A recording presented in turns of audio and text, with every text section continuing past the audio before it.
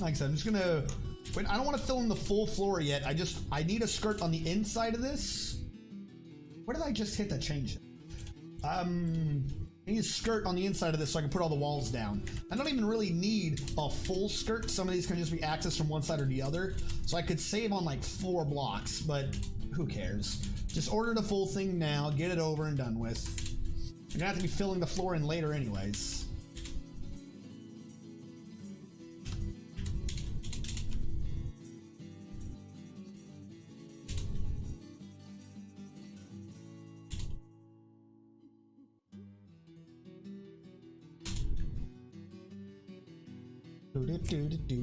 Tell your kids to become werewolves.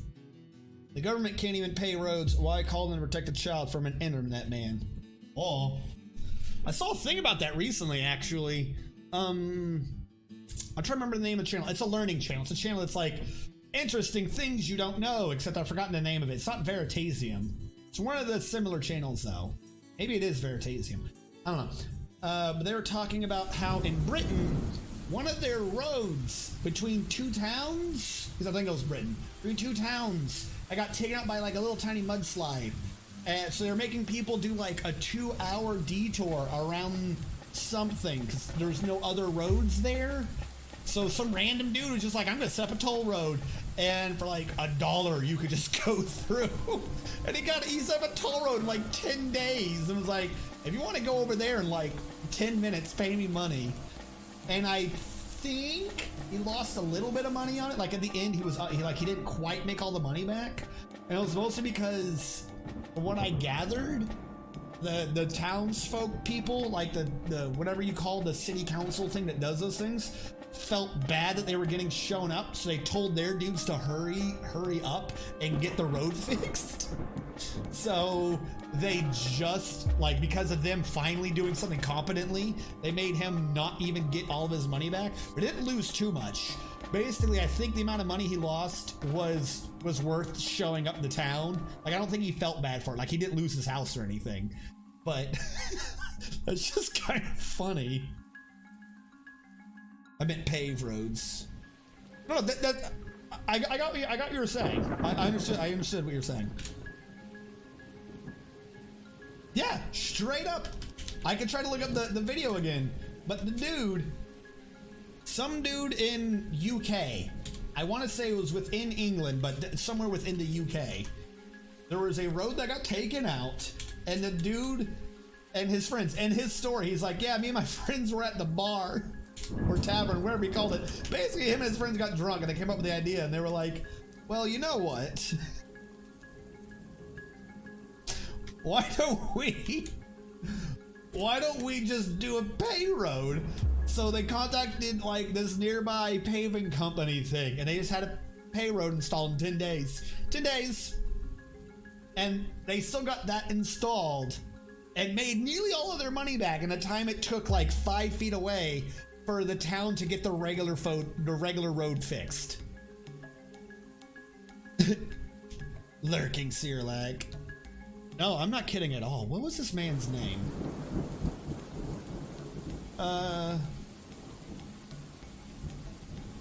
Man made his own toll road? Toll road.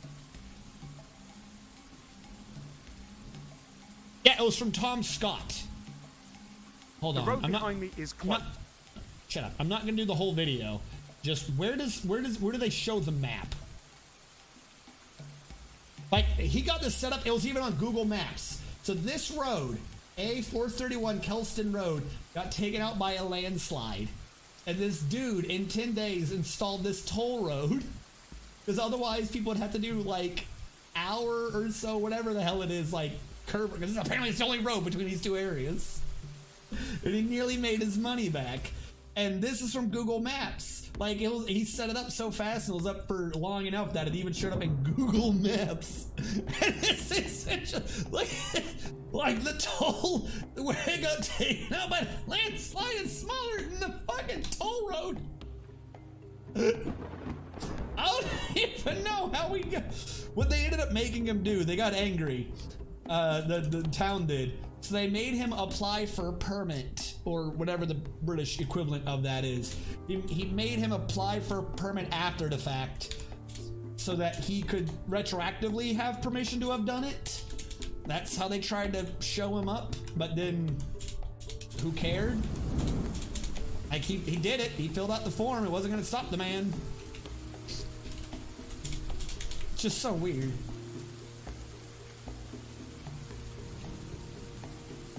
I need to get rid of this so I can build the one in the corner. Yeah, no, he just did his own thing. He's like, I got this. We know best how to do this. But like I said, even if you take into account that the town sped their thing up, like let's say they didn't speed it up. Let's say that they didn't speed it up. They weren't being assholes, and it took exactly as long as it was always going to take. They weren't angry that they got showed up or anything. Let's say it took exactly as long as it was going to take. This dude, the other road took so long.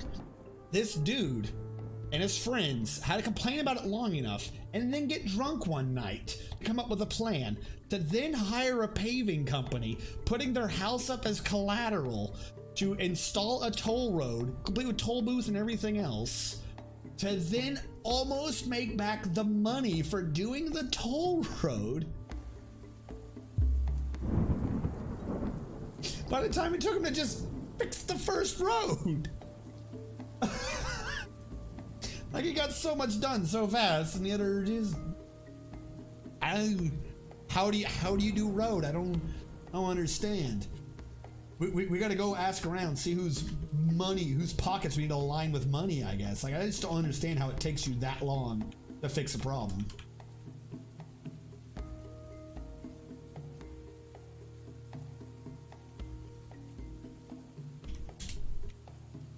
All right, we'll get rid of those and build a construction wall. For now, in the middle,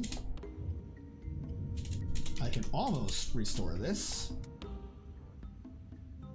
Boom, bum, bum, bum, bum.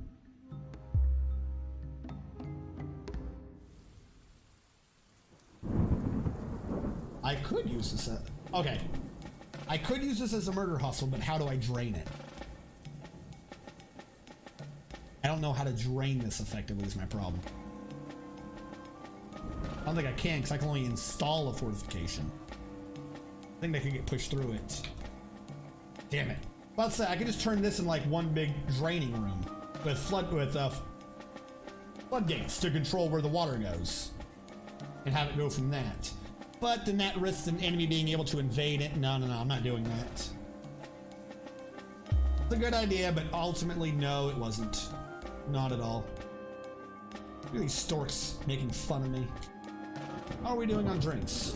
Why is someone not here drinking right now? Why was this suspended? Is it because... been lost, agony, lost, stockpile, lost. Seeking infant, could not find, could not construct building. Store item, depot, removed chairs. Unrotten totems, body parts, stockpile. When did we stop making booze? And what was the reason? Was it because we didn't have a barrel? We have barrels. We still have barrels, right? We not have barrels anymore. No, we still have these. We have tons of pots. I fail to see why we have stopped. Make the booze.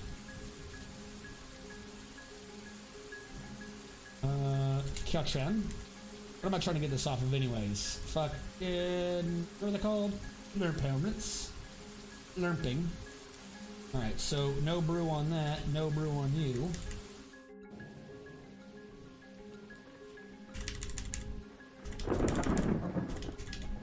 Yeah.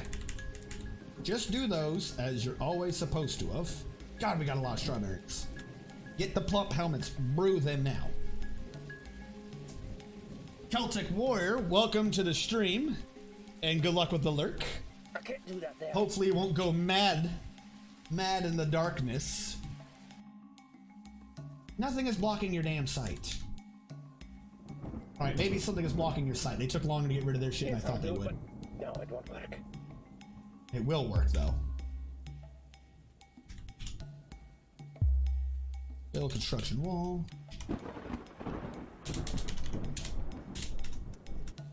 It'll always work. Just have faith. Yes, All right. I'll do it, but no, it won't work.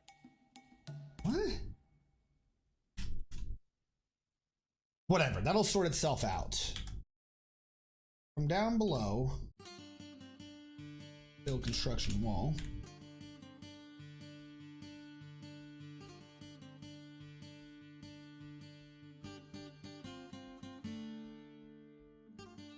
Build you out to here, andesite wall.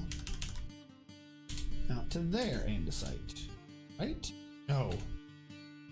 No, no, no, no, no, no. Only to here. One on the inside.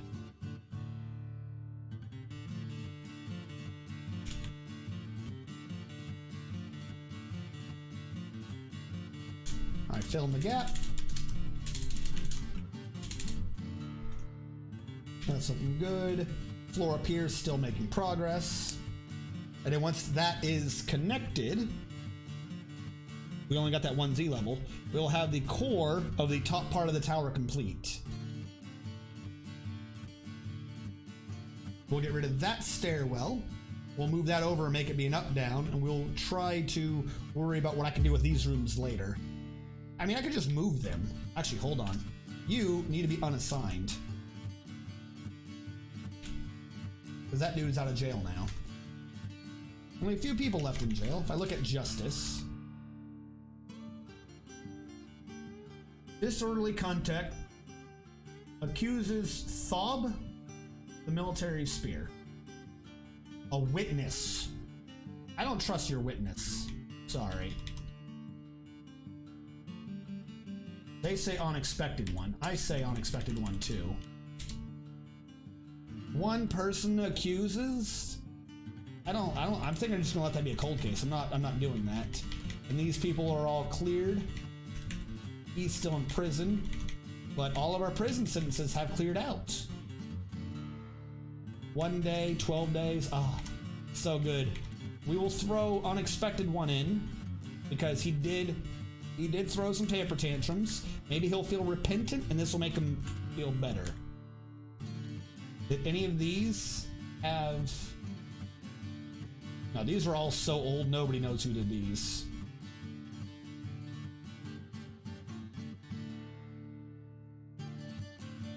Hold on. They're all so old, can I just assign them to a dead guy?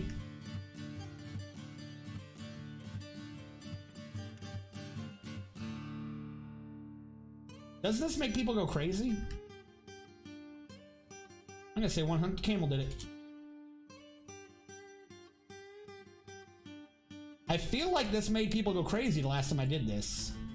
Like everyone had a thought around seeing an animal get accused. I'm gonna say this one camel did everything. Like, oh my god, you would not believe the amount this camel did.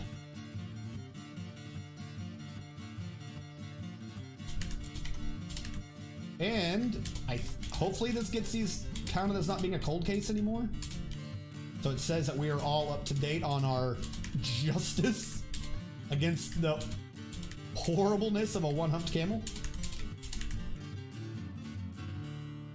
I mean, you guys all saw it, right? You guys all saw the camel do this. All of these. He was a drunk, is what it was. He was an awful, awful drunk. D&D elves are chaotic, right? Do you think they have a proper judicial system? Actually, that one's kind of a weird one. So, while they are routinely done up as if they are nature-y type people, they are not ever really done up necessarily like they're chaotic, unless you're talking about a subrace of elves. A lot of D&D and Pathfinder things tend to have multiple differences in their elves. So going off of the one I always go off of, going off of 3.5, you have what you consider elves, which I forget what those are actually end up being called if you go by subraces. You have elves, wood elves, high elves, gold elves, think gold and high tend to be interchangeable just depending upon your campaign setting. I want to say high elves are from Forgotten Realms and gold elves are from regular / Emerald. And there's another type of elf. Oh, we have more mandates. Make a mail shirt. Make 2 quivers and 2 spears. Okay, J and Q. Mail. Steel mail shirt. Q. Quiver. 2. Spear. Take him out of copper.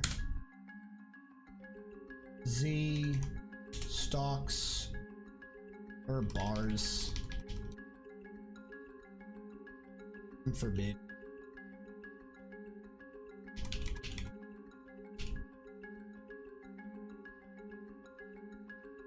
Now I made ash. I never did get around to this. We made ash earlier. I remember this. I remember making the damn ash. Now I want to make lye. Right? That's what I did? I need the lye so I can make tallow. Make the things. Made a camel to what's basically oh, I guess it was just my home campaign. And dwarves and elves don't get along because elves are chaotic and dwarves are lawful generally. Like I said, that kind of depends on the campaign setting though. There are some places where the elves are more chaotic, but they're, you know, grouped with family, and the elves are more lawful. Basically, when you get to, if they try to play up elves as nature, then yes, they do tend to play them off as more chaotic, like the woods around them. However, a bunch of role-playing games around that type of general campaign, if the elves are viewed as more magical, then they tend to make them more lawful to go with wizards because they have to study and stuff like that. It depends on the subrace and or how that campaign treats elves on the magic to just wild crazy bastard spectrum.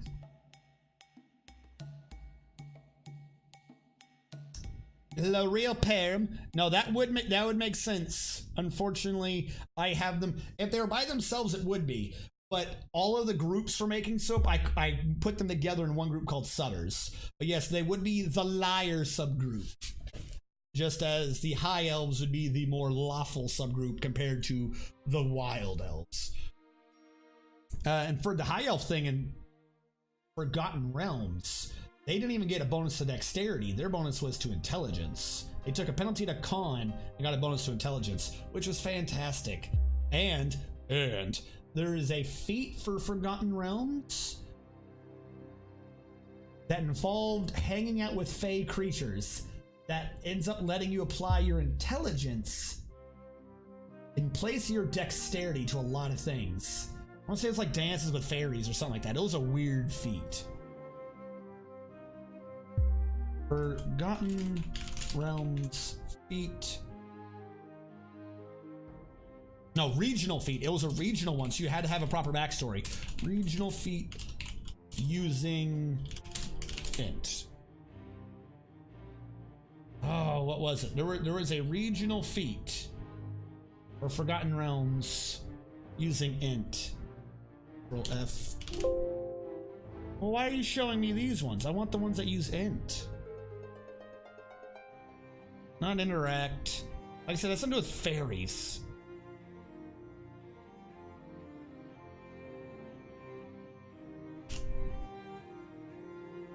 Now, this isn't even showing it. Like, I feel like this is an old 3.0 feat.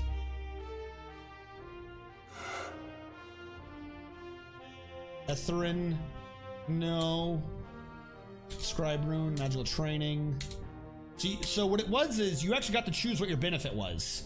There was like 4 different benefits you could choose from, and one of them is just so much stronger than every other benefit. And I'm not gonna find this right now, am I? It's not street smart. See, all the Forgotten Realms feats aren't even showing the one I'm talking about. It was a regional feat, and it basically meant that you hung out and played with the fairies. But you weren't a crazy person. Like you weren't like chaotic. It was you hung out with the fairies, but you used their natural rambunctiousness Like you studied them, so to speak. Instead of like having fun and being one with the fairies, you hung out with them, but you studied them behind the scenes. What this did is it gave you some great insight, and you could use int in place of dexterity. I love pasta. The Feywild is chaotic. Yeah, see, now when you come to the new ones, that's when they start getting crazy. So they start trying to tie in magic with chaos. Like magic is a thing of life. But in the same venture, though, they say life came from the chaotic elementals as opposed to gods or anything. So that one, it's a different campaign, so they do start making it being not even a dichotomy anymore, where the more magical races, the more chaotic they're likely to be. No, children kidnap children for pranks. I mean, fairies kidnap children. I mean, after Slender Man came out, children kidnap children for pranks, all right. Zircons, crystal glass, clear glass, Zircons. All right, there's still a bunch of Rubicells, so I'm gonna cup a bunch of Rubicells again.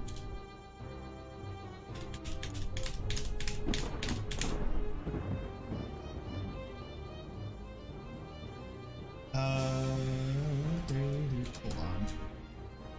This wall got suspended. Finish you. This wall, build construction wall. This is nearly done.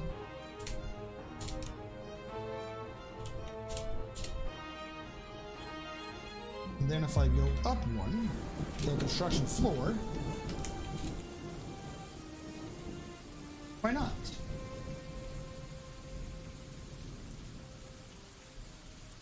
Oh, those floors are already there. Ew.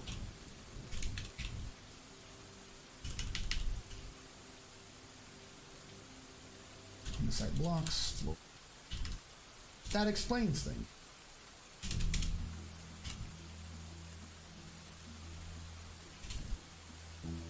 Alright, hold on. I'm trying to remember what this feat is. The problem is the feat is so damn old. Like, it's from the original Forgotten Realms campaign setting. So, like, if you have a DM playing this campaign setting, this is a feat that is so old. It's like the line from Narnia. Like, someone quotes you a rule and you're like, don't quote the magic to me. I was there when the ancient magic was written. And then you pull this crazy feat out of your ass. This was from Forgotten Realms, when Forgotten Realms was still being done as a 3.0 rulebook. But because of the weird, goofy way they converted to 3.5, Forgotten Realms rulebooks were still viable and allowed. It's so weird. So if you have someone doing Pathfinder and they allow 3.5, then they technically also allow 3.0, because a lot of rulebooks are in a gray area from Wizards of the Coast as to what you're not allowed to use anymore. It wasn't a new product. They released 3.5 in such a weird way as they just try to do a slight update. At the same time, they had, like, Core was 3.5, but they were still releasing splat books for Forgotten Realms of just 3.0. So they just had this weird gray area where it's just like they gave you some rules on how to update certain rules. But there were a lot of feats designed around the 3.0 mentality that are now technically 3.5 feats, but they're not really. Like, no, you wouldn't consider them a 3.5 feat, even though you could make an argument that they are 3.5 legal. And if you have somebody doing Pathfinder who allows 3.5, going back to 3.0 is just a whole hell of a lot of fun.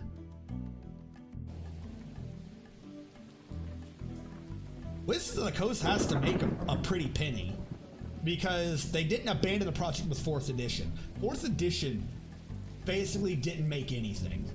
In 1 week, when they re-released AD&D books, like hardcover copy AD&D, Advanced D&D pre 3.5, in 1 week they had made more sales of those books than all of their sales for the 4th edition. So they've got to make so much money that they can actually afford for a product to just fail and it not stop them. They're just like, okay, I guess we'll move on then. Our bad. Like, you don't see other companies doing that. You don't see Blizzard. I'd say you don't see Blizzard doing stupid mistakes, but now you do. I'll say you don't see Blizzard release a game, sell nothing, and then not downsize. The Wizard of the Coast just gets to keep going. Yeah, AD&D is greater than 4th edition. It is, so shall it be, all hail. But no. 4th edition was just bad. They shouldn't have tried to make it like an MMO. Like, I know they're, oh, we're gonna bring more people in. But here's the problem. So I saw I saw a thing online where they try to use this to counter social people. Where they were like, oh, and then I saw it redone to try to counter like social justice warriors, but that's not what's happening. So this happens regardless of what's happening in politics at the time. This always happens with every rule set for any game ever. If something is popular but a bit niche, you're gonna have a core group of like hardcore fans who like how it's done. And what happens is you get enough people to like it, word starts spreading. But at some point, if it is in fact a good game, the word will spread enough that you're going to hear this one complaint. It's too difficult. It's not easy for people to get into. So what happens is at some point, and like I said, this happens all the time. It doesn't matter what the politics are. Like I said, I saw this, people were blaming SJWs, and that's not at all what's going on. This has happened before. They try to simplify the game so that more people can get involved, since it appears to be a good game. If the big thing is that people can't understand it, why not just simplify it? But routinely what happens is they simplify it a bit, they bring in more people. But this new group of people, if it's simplified too much, the old people don't like it, so they don't want to play together. But all your new products are for the new group of people. So now you don't want to chase off your new numbers, so you just keep making up simple rules. Well, that brought in a certain amount of people, so now you want to bring in, like, change it slightly. You know, it still works together. Change it slightly to bring in even more new people, just to make it lower that barrier to entry. Everyone should be able to enjoy this. The problem is the lower you lower the barrier to entry, the more the old group doesn't like it. So then they either won't do it or they'll jump ship to another product. And this will just repeat for infinity, regardless of products or regardless of politics at the time.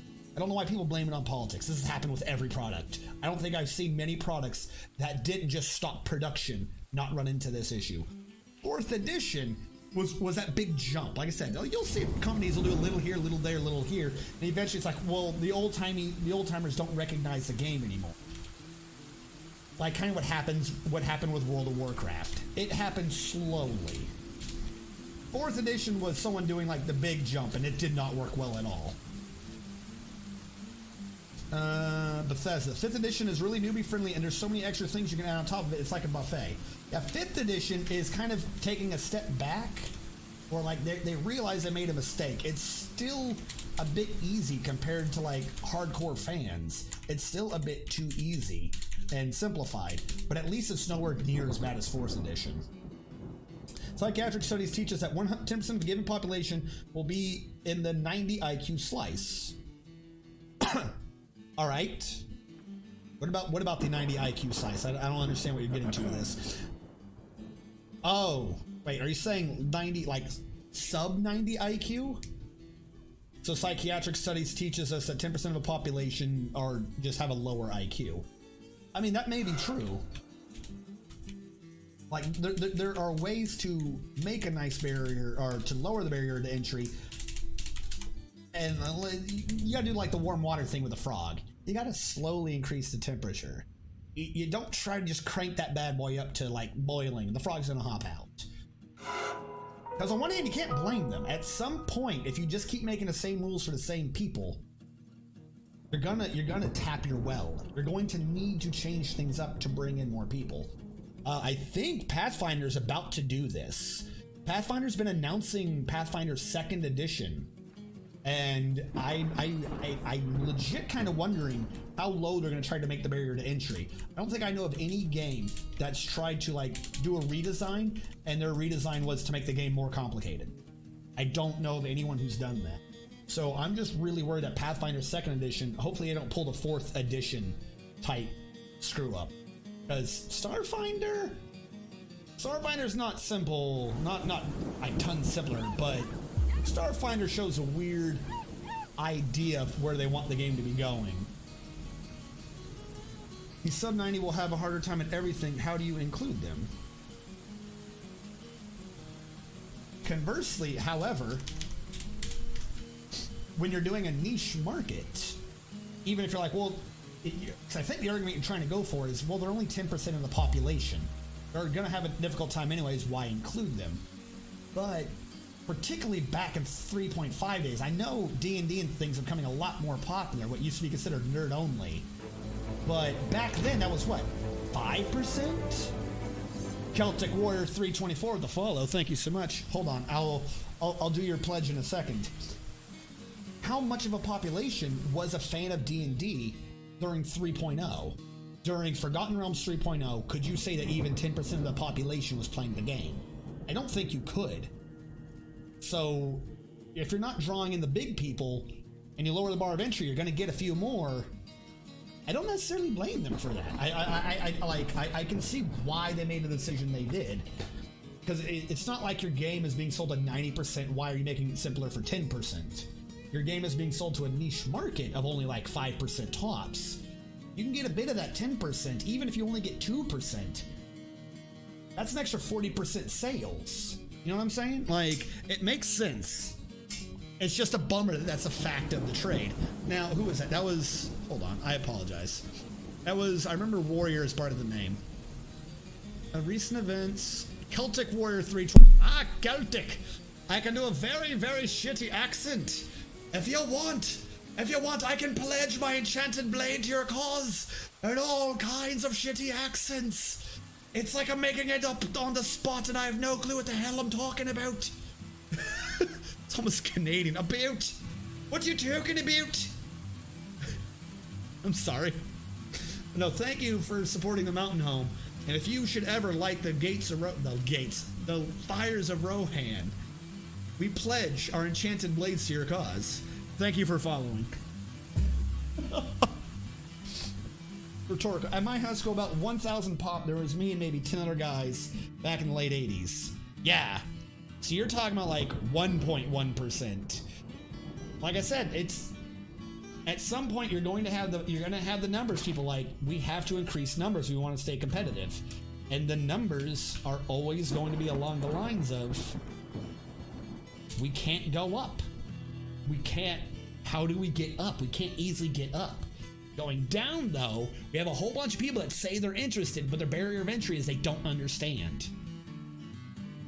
If we just change some things to make them be able to understand it, then we don't have the barrier to entry.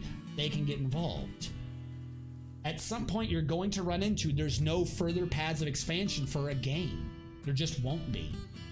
3.5 is utterly massive. I'm surprised they went as long as they did go with it. How many books did 3.5 make at the end? How many 3.5 books were there? Because I know I've got thousands. I don't want to know what the differences between them were. I want to know how many books there were total. So I guarantee you this is Wikipedia. This is not telling me the full list. This literature-related list is incomplete. Do you have my... Hold on. My external tell me. What is it? How many amps is... Is this where I slowly stored books over the years?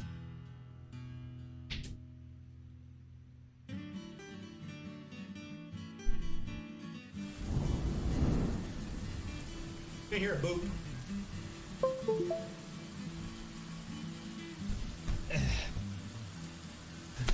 I used to bring, every time we did D&D at my high school, I used to bring all my books in, or all the books I thought were going to be usable that day.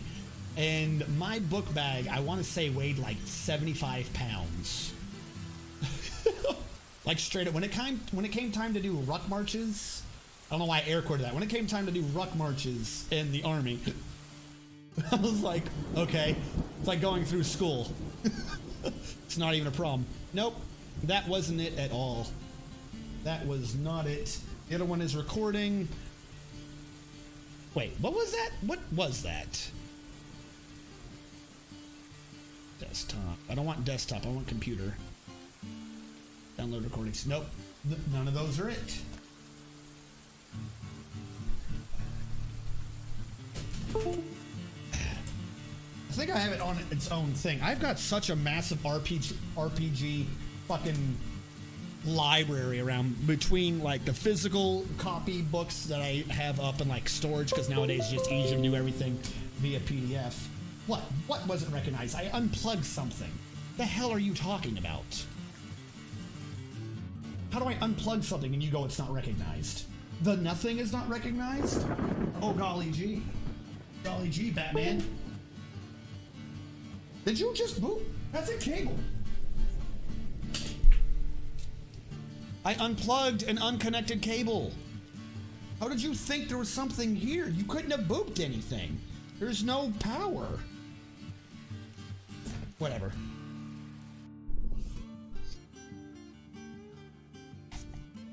Yeah, I'm not saying anything about making things overly complicated. Not, or that they need to be. But my point is, that was a big issue with 4.0 though, is you went from this rule set, and games normally slowly go down in difficulty to bring more people in. You went from 3.5 and you did this. 5th edition, they're like coming back, they came back up a bit. They were like, all right, we'll meet you halfway. Some of the things from what I've read, it seems to be pretty decent. At least in comparison to 4th edition. Seems to be pretty damn decent. Build construction. Down. I don't want to get rid of the old stairwell yet because I'll get people stuck. Not to just bring, also to keep things flexible. I don't know about flexible. You got to sell me on the flexible thing. Maybe I'm just not picking up what you're putting down. What do you mean to keep things more flexible?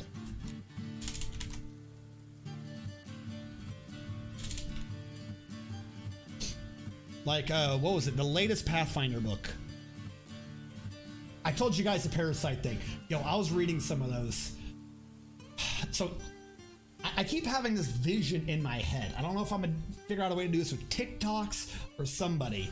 I keep having this vision in my head.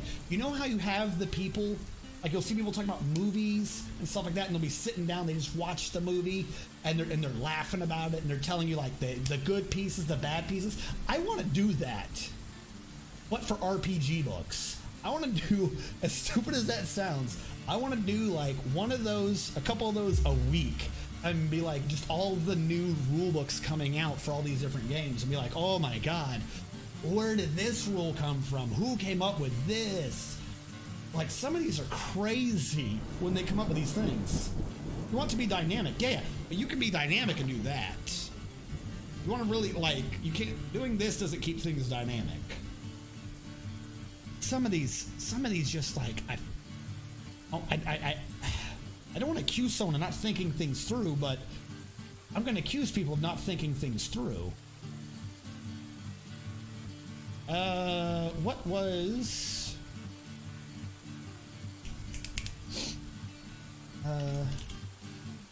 Pathfinder rule book recent? Release schedule. What was their recent Pathfinder book? It was all over the damn place.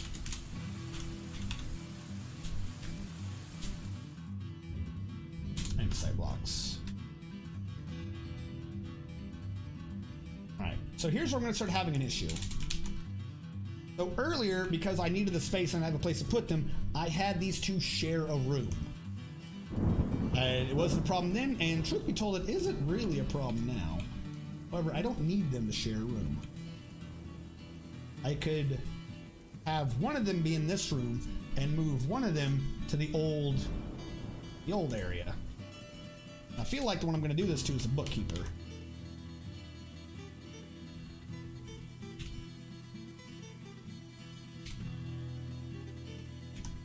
As useful as that has been, I feel like I'm going to get rid of that.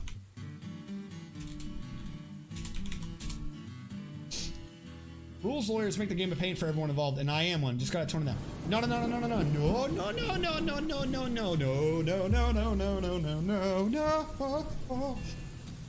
There's different types of rules lawyers. So I'm a rules lawyer. I am 100% a rules lawyer. However, the problem is rules lawyers used a bit too generically. If you have someone who argues for their character to get their way, they're not necessarily a rules lawyer. Like, they are a lawyer, they're trying to argue the rules their way, I should say they are a rules lawyer. That's separate from a traditionalist, and that's separate from someone who's just, say, almost a librarian. I am for a lot of these games a rules lawyer. I'll point out where it's bad, and or if you need me to, I'll point out like, hey, did I do that wrong or right? I'll do that.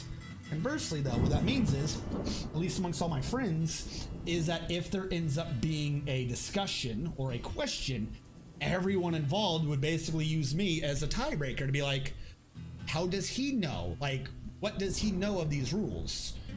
You're going to at some point need a rules lawyer. But rules lawyer has a bad term because everyone's always thinking of it as the guy who just keeps arguing. And I feel like there needs to be a split off between the guy who keeps arguing and the archivist, basically, and the guy who just has an idea of how it has worked. Yeah, no, see, that rules lawyer is not what... See, the problem is everyone says rules lawyers for that, but there's like 2 or 3 other types, and those are the rules lawyers who do RAD. There's 3 groups. I've mentioned this before. RAD, RAW, and RAI. R-A-D, R-A-W, R-A-I. R-I-D, RAD, which is the rules lawyer you're referencing, is someone who reads as desired. They try to argue that a rule doesn't mean what you think it means this other thing. Those guys are assholes. RAI, read as intended, these are your nicest type. Like, okay, yes, I know how it's supposed to work. What makes the most cognitive sense moving forward? How would this rule be interpolated? And then you have like the traditionalists, like just the guys like, this is what is written. Raw, R-A-W, read as written. Like, yes, physics doesn't quite make sense. If I shoot lightning into water, it probably shouldn't work exactly as it does normally. But read as written, if I shoot lightning into water in 3.5, you're getting shocked. If you're in the line, even if I'm in the water, I don't get hit because they only really bothered to write in fire. Read as written says I can do acid through water, even though we all know acid into water doesn't do a whole hell of a lot from chemistry class. Read as written though, there's nothing to stop me doing acid through water. Read as desired though would say when you cast it on him, oh no, using fire we can extract the information that my acid or your acid attack on me shouldn't hit me. And then also when he did lightning, would be, well, lightning spreads in water, so not only do I hit you, I probably should do more damage. That's the read as desired rules lawyer. They're assholes. Thank you for being fascinated by my analytical mind. Really like the World of Darkness golden rule. The GM's word is final as long as it's fun for most. RAI are the best types as they do flex for fun. Like I said, they keep the game moving a lot faster. As much as I would like to claim I am RAI, as much as I would like to claim to be the nicest type that I've just listed, I'm not. Whenever an argument comes up or someone asks me how something works, I go raw. How it's written is exactly how it is. That's the way I'm going to answer any and all rules questions. Not what makes sense, not is that reasonable way to interpret that? No. If you want me to, I could explain how it probably should be done. Like, I have nothing against that. But if you just ask me a question, I'm never going to, without thinking about it, give you the intended answer. I'm going to tell you how it's written. I feel like it's kind of funny. Like I said, it's not necessarily always the best solution. Sometimes you just want to go smoothly. I'm not going to sit there and argue that you should do it necessarily off the rules. But that's the way I always break it down, is I'm always going to come up with raw. I'm going to come up with how the hell do they have it written.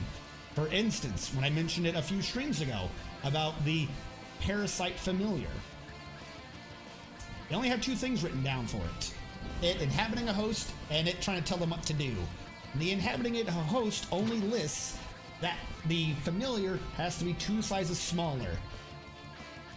But there's not been any rules on shape change or anything else to introduce this weird new parasitic type of interaction between characters. This has not come up before.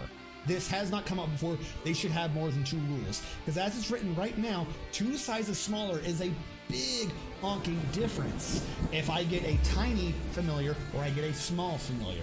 This now means tiniest, they're just better. They're better at this type of thing.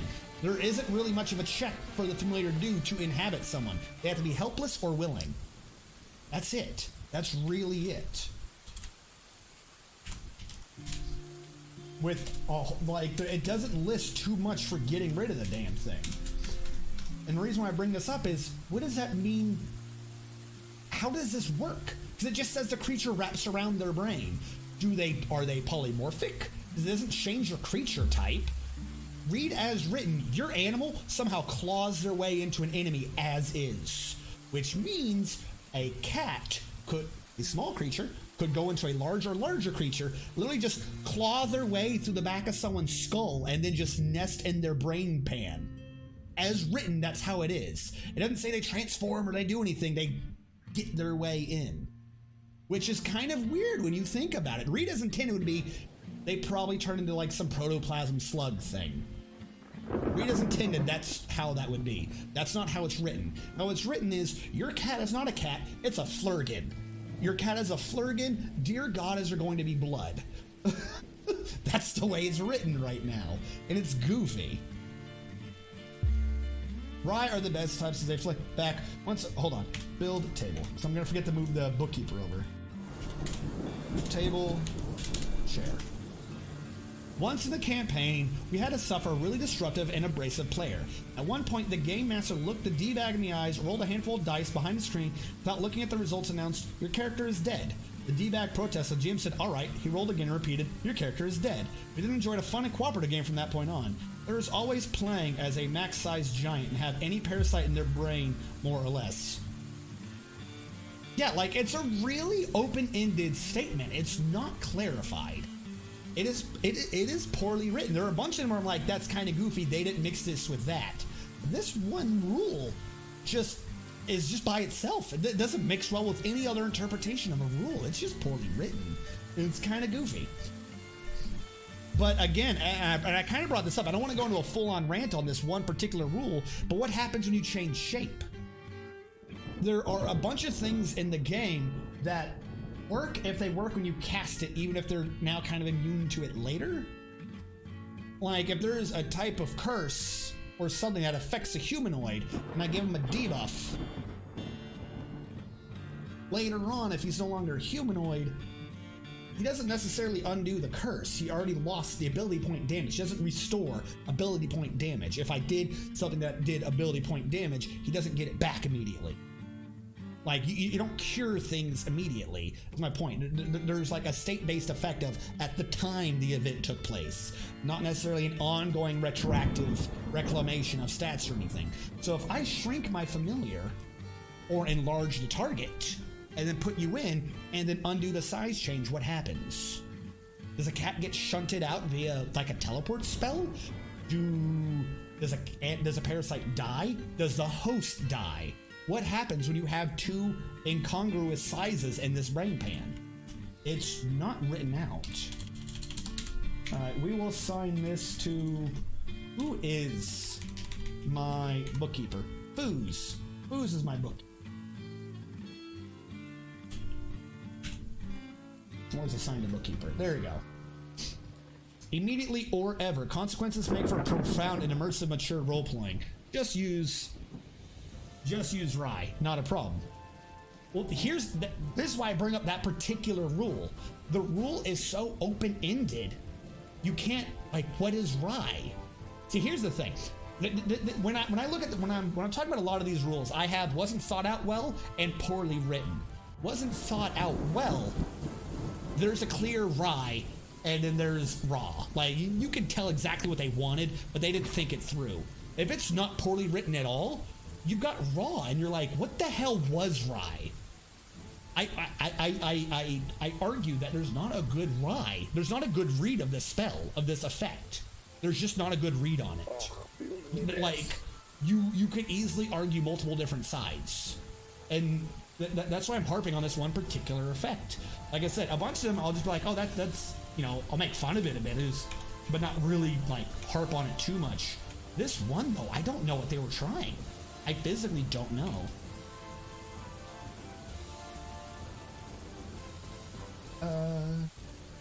From here on up, I think I want to mitigate it over to the middle. So from here on up, I'm going to say down. Hold on, I'm trying to think this through here. So I'm going to have a split. Right now I have it doing here. And wait, 1, 2, 3, 5. Then maybe going up 1, 2, 3, 4, 5. That is perfect. That is perfect counting right there. Just a downstair. That way we have a split where we need it. Goes 5, and then for like the very end, you're not gonna have much traffic. Might as well bring it back to the middle. I used to be an adventurer just like you, but then I took a parasite to the brain. But no, like I said, I'll bring it up right now if you want. If you guys think I'm like unduly like not fair to this rule. But like this is all it has. It's just a familiar archetype. You give up things for familiar that you don't care about, and that's all it says. It's physically going through. It deals 1d6 points of damage. There, the parasite curls up with no ability to hear or see anything itself, with access to the host's senses. Full round action, infest. It doesn't say that the character's creature size is changing or anything. What does that mean? Is there a cat clawing its way through a giant's brain? Does this cat now count as an ooze? Like, there's no creature type change. There's not even a good rye, because would you count your creature as your familiar as an ooze, as an aberration? What does it count as now? Despite the gaping wound, so there's a massive honking hole there. Assuming location is not obvious, most parasites infect from the back for this reason, must succeed at a heal or sense motive by the bluff to notice that something's amiss. So they might not even notice something is there. Removing a parasite requires a heal check opposed by the familiar's stealth check, or successful casting a break enchantment against DC 11 plus the parasite level. If successful, parasite is destroyed. You can leave willingly as a full round action. Is this a free one? I ask you this question, legit question for the argument. Does this deal damage? Because there's no time limit to this parasite being in there. At some point, this other wound, this points of con damage is going to get healed. The hole will go away. How does a parasite leave in a full round with no damage if there's no hole there? Legit, that's what I'm saying. This is just poorly written. There's not a good wry argument. How does a parasite leave? Does he open up another hole? Is there more con damage? Is there con damage if there's no hole? But if he leaves immediately while there's a hole there, he gets out without dealing more? Because if it does do con damage on its way back out, and you choose for it to do a new hole, like, it's not written. Does it do the 1d6 again? Could I just have a parasite in 3 rounds do 3d6 con damage? This says 4 round action. Doesn't say anything about the previous hole. If I have my parasite infest you, 1d6 con. Take the parasite out, have it infest you from somewhere else on the body. It says different locations. It says usually they choose from the back. Another 1d6 con? Your parasite right here can just rack up con damage and slaughter someone. Now, admittedly, they have to be helpless, so how are you going to do that? Yeah, but they could be you could like have them tied up. There's a lot of easy ways to get helpless. Con damage is a crazy way. If you can lower them to 2 con damage to make sure that they can't do anything. As long as you control the amount of con damage you're putting out.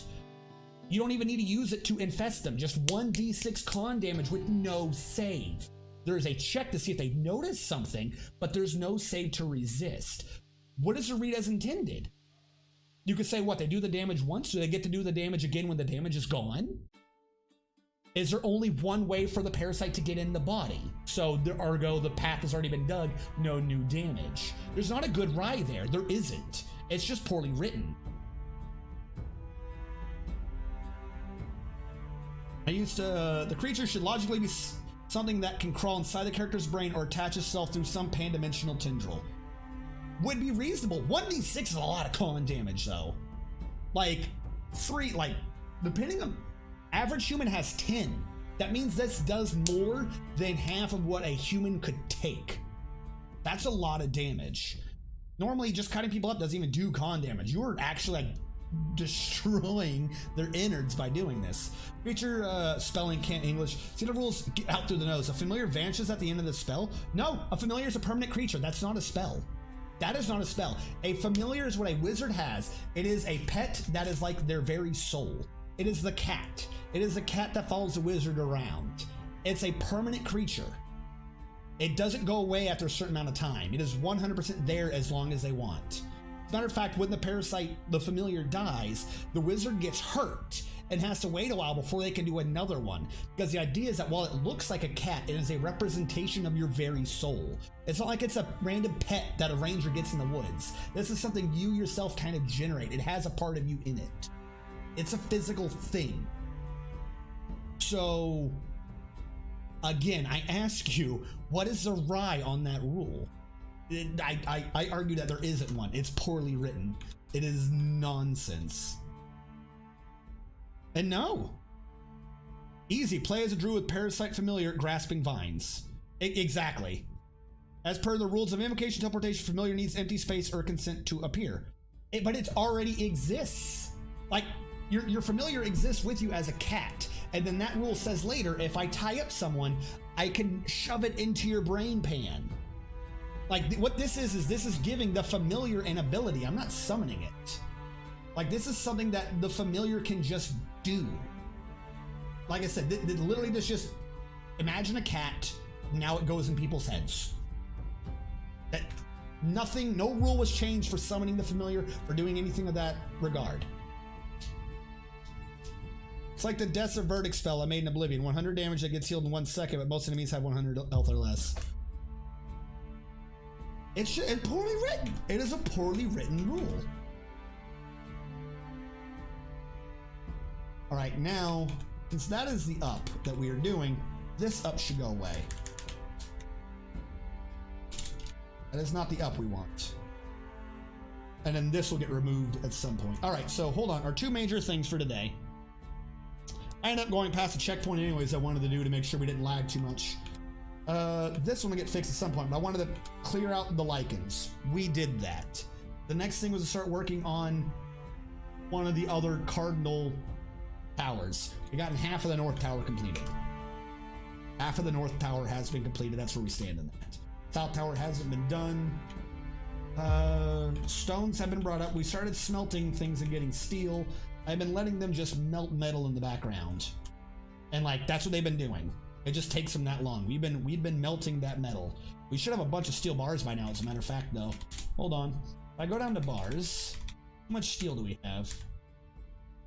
We got 59 steel bars. Remember, we can't make steel ourselves, really. We don't have flux stone. So, and that's a decent amount of steel bars for nothing. While we were discussing the Rye familiar parasites, one of your dwarves crafted an artifact for your information. Do you mean a masterpiece? We haven't gotten an artifact yet. So Cat Lady serves dinner for familiars and they all go back to hiding. It doesn't make sense. My bad. No, that's fine. If someone were to be making an artifact, there's a full event that happens before it, where it stops it, says someone's gone crazy, then they run to a place and it says this crazy man took that building, then after he gets all of his ingredients, it goes this crazy man's building that, and it pauses the game and forces you to look every time.